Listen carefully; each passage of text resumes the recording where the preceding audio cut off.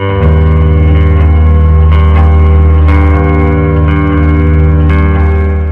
magandang hapon mga kaibigan, i-update ko lamang po kayo sa lagay ng ating panahon ngayong hapon po ng Biyernes. Pero bago tayo magpatuloy, pa-like and subscribe po muna at napaka-importante po, pahit ng notification bell. Maraming salamat po. May hypnosis po tayo mga kaibigan, makinig din po kayo dahil posibleng ito po yung inaabangan natin na pangalawang bagyong si Butchoy. So hypnosis easterlies po mga kaibigan ang nakakapekto po ngayon sa ilang bahagi po ng eastern section po ng Southern Luzon, Visayas at Mindanao.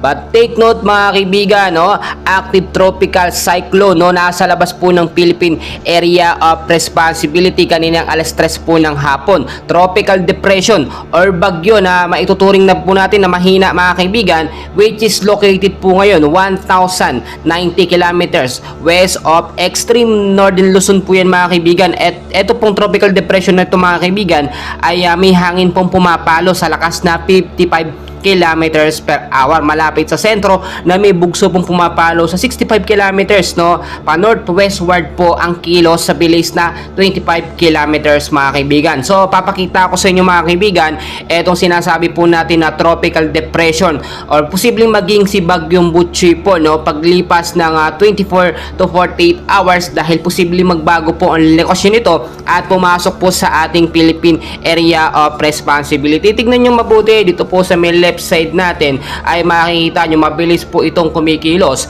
pa northwestward at inaasahan na posibleng magbago yung direksyon direkta po dito nga po sa may bandang South Luzon po mga kaibigan. So pinag-iingat po yung Luzon area mga kaibigan sa posibleng pag-uulan po. Inoobserbahan po natin ito at under 24 to 48 hours yung movement niya kapag ka ito po ay lumakas from 55 to 65 kilometers per hour ay maituturing na po itong pangalawang bagyong Butchoy and as of now wala pa naman ito or malapit pa lang ito sa Philippine Area of Responsibility. Pero maging handa po tayo anumang oras dahil posible po itong dumirekta agad papasok ng ating bansa. So hindi lamang po yan forecast weather condition din natin yung mga lugar po na posibleng ulanin ngayong hapon po hanggang sa gabi, dulot naman po ng easterlies o yung mainit na hangin po na nanggagaling sa karagatan Pasipiko sa area ng Metro Manila kasama na pong ilang bahagi ng ating bansa. Maulap din po na panahon ng mararanasan dyan with isolated rain showers or thunderstorm pagdating po sa gabi dulot ng easterlies. So posibleng impact,